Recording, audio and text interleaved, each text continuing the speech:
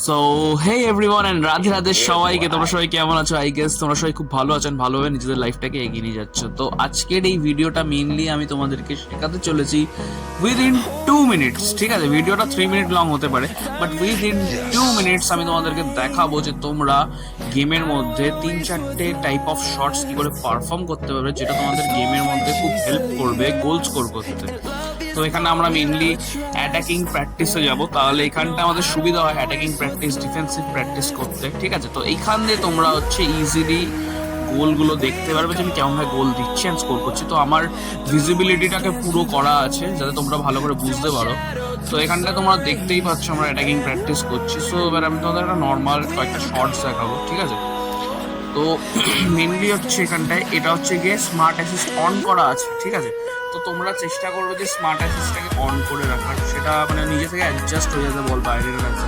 ঠিক আছে, তো এইভাবে তোমরা স্মার্ট অ্যাসিস্ট অন করেও গেম খেলতে পারো। ঠিক আছে, তোমাদেরকে একটা জিনিস সাজেস্ট করব, স্মার্ট অ্যাসিস্ট অন করে নর্মাল শুটে প্রেস করবে না। ঠিক আছে, তোমরা চেষ্টা করবে গিয়ে স্টার্টিং শট নামার। ঠিক আছে, যে বা স্টার্টিং শটটা নামা কেমন, স্টার্টিং শট গিয়ে পার্পল কালারের যে শটটা তোমরা দেখতে পাচ্ছ, ওটা শুটের বাটনটাকে সামনের দিকে টেনে ধরবে, আর নয়তো পেছনের দিকে টেনে ধরবে। হয়তো সোজা সোজা ডান দিকে টানবে, আর নয় সোজা বাঁ দিকে টানবে শুটের বাটনটা। ঠিক আছে, তো এতে তোমরা পারফর্ম করবে স্টানিং শট।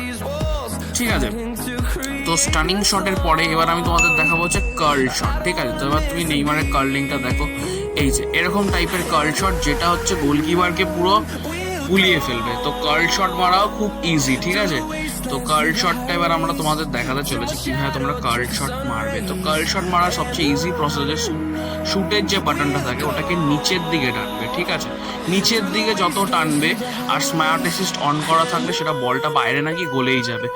আর তোমরা চেষ্টা করবে শুটের বাটনটাকে পুরোটা টানার। ঠিক আছে, পুরোটা টানলেই গোলটা যাবে। অনেকে করো যে পুরোটা না টেনে হাফ টানে, আর ফেক শট। তোমরা এবার দেখো ফেক শট আমি ওর করছি, দেখো ক্যান্সেল কি করে করছে, এটা কিছুই না, যে তোমাদের কার্সারটা থাকছে ওটাকে যখন শুট মারবে তখন কার্সারটাকে টেনে দেবে নিচের মধ্যে, অটোমেটিক্যালি শুটটা ক্যান্সেল হয়ে যাবে। তো এটা ফেক শট।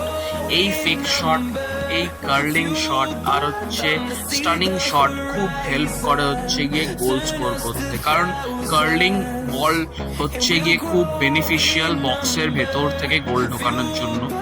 অ্যান্ড তোমাদের এখন এটা জাস্ট প্র্যাকটিস মোডে তোমাদের মনে হচ্ছে যে খুব ইজি লাগছে যে করাটা, কিন্তু যখন গেম স্টার্ট হবে তখন তোমাদের সাইডে ডিফেন্ডার্সও থাকবে। সো তোমাদেরকে খুব শার্পভাবে এইসব পারফর্ম করতে হবে।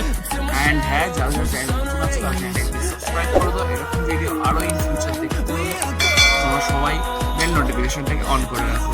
ঠিক আছে, তো তোমাদের আই গেস এটা হেল্পফুল লাগলো আমি আশা করি। সো